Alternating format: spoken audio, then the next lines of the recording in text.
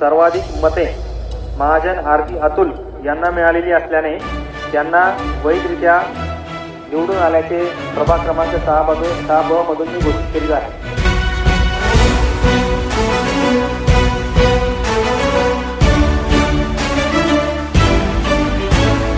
हार जीत हील पंडावरे जिद्द राहू दे मनी झुंजायची पुन्हा अडवतील ही लाखवादळे